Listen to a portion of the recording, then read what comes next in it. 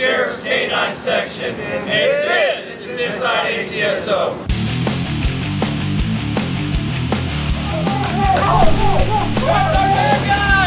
QF4 is on QF47 and 37 are dispatch. SO1, we've got him. 1015 times 1, stand by.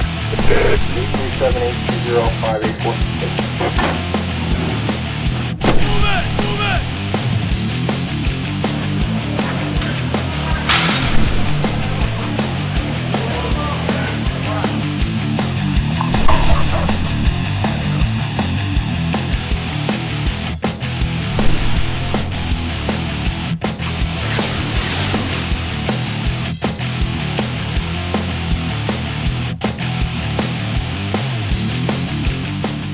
Coming up on this episode of Inside HCSO, we've got a couple of new faces at the Sheriff's Office and they are doggone ready to get started.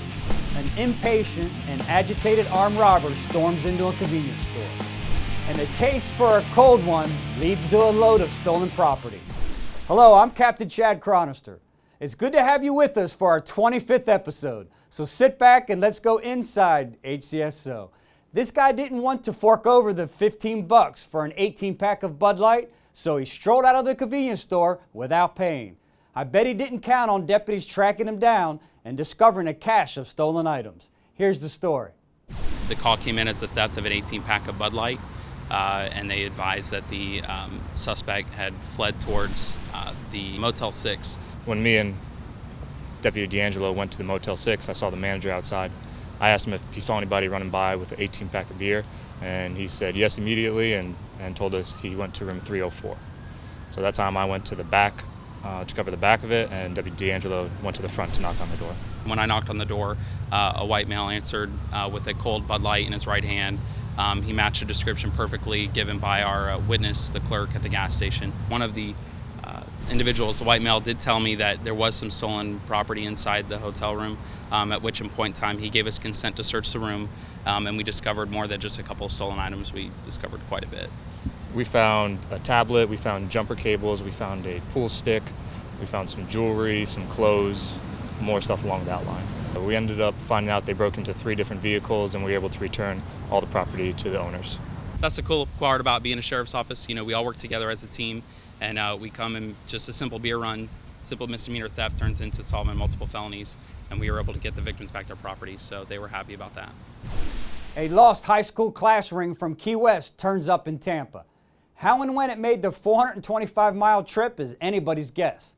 Tip of the hat to Detective Chris Fisher for doing some homework and returning the ring to its rightful owner. Take a look. We had some found property. Deputy Jim Hilbert went out and recovered some found property that was left in somebody's screen lanai.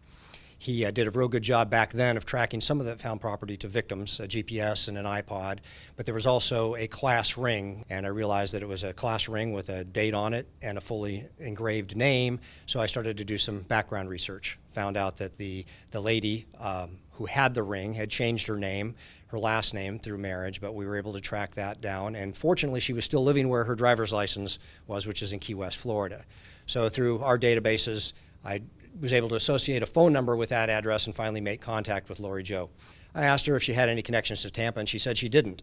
I asked her if she had a class ring from the high school, and she said, yeah, she had one, but she hasn't seen it in years and had no idea when she lost it or how she lost it. It wasn't lost in a crime that she knew of.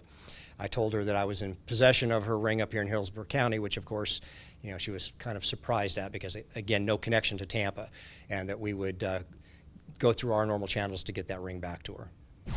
Machismo and some Johnny Walker Black proved a bad combination for a Miami man who fired a pistol from his car right in front of a bunch of deputies. Here's more. We were at the gas station on the northeast corner of Adamo Drive and Falkenberg Road, dealing with a domestic disturbance. And as I'm interviewing one of the females, a maroon sedan is traveling westbound on Adamo Drive through the intersection there at Falkenberg Road. And as it was traveling westbound, I heard 2 gunshots come from inside the vehicle. We caught up to the vehicle and we stopped it as it just turning north on 301 from Adamo Drive. When we approached the vehicle, we found 5 spent shell casings inside the vehicle and were unable to locate the firearm. Initially, we thought maybe they threw the firearm out of the vehicle, so we had our canine units arrive on scene and assist with searching the edge of the road area where the vehicle traveled to see if the gun was discarded on the side of the road. Eventually, we had to pull up. One of the deputies pulled up the back seat and found the firearm hidden up underneath the cushion for the back seat. The two males were up from Miami. They reside in Miami, and they were up here visiting the two females that were in the car. And the driver, I'm assuming, was trying to show off for the females when he shot the gun out the window as they were driving through that intersection.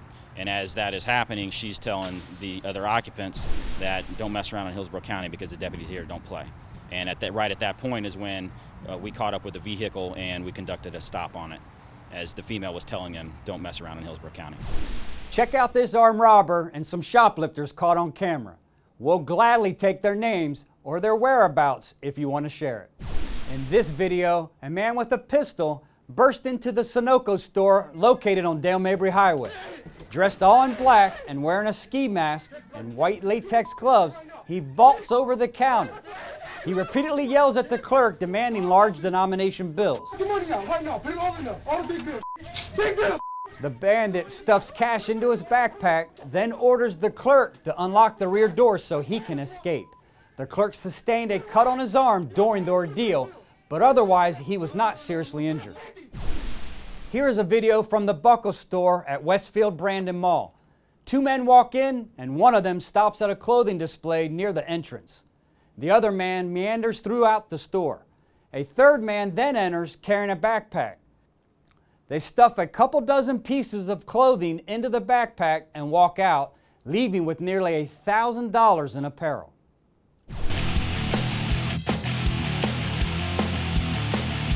Please take a moment to watch this piece on an unsolved murder. Any information you can provide is needed and appreciated. The Hillsborough County Sheriff's Office is asking for the public's help in the investigation of the stabbing death of Marcel Delano, a known prostitute and drug user. Delano was last seen on November 26, 1989 at 4 p.m. in the area of 23rd Avenue and Nebraska Avenue. Delano was last seen getting into a smaller white pickup truck with a white male with dark-colored hair. Delano was found a day later on East Lindsay Loop, south off of Highway 92 in Plant City. This case has recently been reviewed and evidence has been identified that could possibly yield DNA results. During the initial investigation, an empty auto part box was located close by the victim. This part was purchased at the Discount Auto Parts store, which at the time was located at the intersection of Hillsborough Avenue and Nebraska Avenue. In 1996, Samuel Smithers was arrested for the murder of two female prostitutes that were also known to operate within the city limits of Tampa. Smithers is on death row for these murders. Smithers' DNA profile will be compared to any foreign DNA that may be developed in Delano's case. The location of the murders that Smithers committed was approximately 2.5 miles east of where Delano was recovered.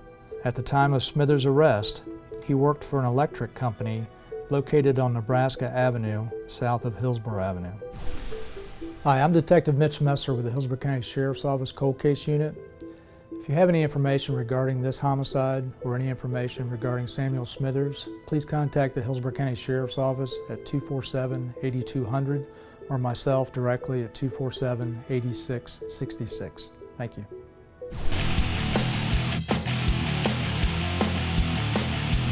Say hello to Joker and Azias, the newest members of the Sheriff's Canine Section.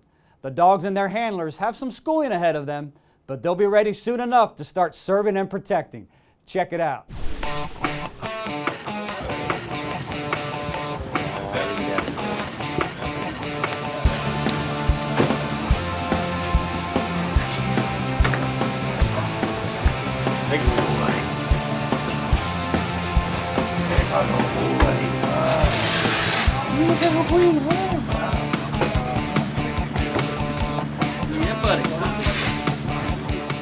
We've got two dogs that just came to our units, Canine Joker and Canine Ozias. Yesterday, Deputy Steve Ferrer and Deputy Brian Polito were the recipients of two brand new canines that we just purchased. The two dogs were flown in from Holland and they were flew to Pennsylvania, where our vendor, Shallow Creek Kennels, is located. Then from there they were flown to Tampa, at which time the deputies were able to go pick up their new partners from the airport. Their first greeting and meeting with them yesterday was when we arrived at the airport yesterday afternoon, and were able to do a whole meet and greet for them. Canine Joker is a 13-month-old German Shepherd that comes from Slovakia, which was actually imported through Holland to Pennsylvania and then to us. Canine Ozias is a 13-month-old German Shepherd Malinois mix, and he also was imported from Holland via Pennsylvania to us. They're going to be starting school actually today. They're going to go through roughly 480 to 500 hours of physical and classroom training in order to complete their FDLA certification.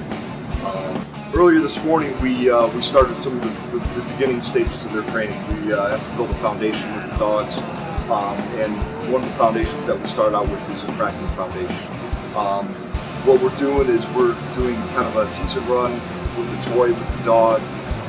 One of our deputies is taking a toy, they're teasing the dog with it, and they're stepping out approximately 100 yards and leaving the toy for the dog. And what the object is to get the dog to begin the stages of tracking. The addition of Canine Ozias and Canine Joker will add to our collection of dogs that we have right now, which is roughly 22 dogs.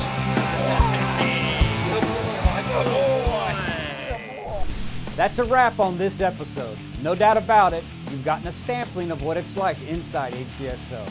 Always remember that Sheriff David G. and all of us here value your interest and your support. And don't forget to follow us on Facebook and on Twitter. Here's a date to note to help a homeless veteran get some shelter. The Veterans Administration's outreach bus will be at the Crossover Church on Fowler Avenue on May 22nd. This wonderful collaborative between HCSO, Tampa Police, Haley Veterans Hospital, and the Tampa Hillsborough Homeless Initiative aims to find housing for qualified homeless veterans. Now that's something to feel good about.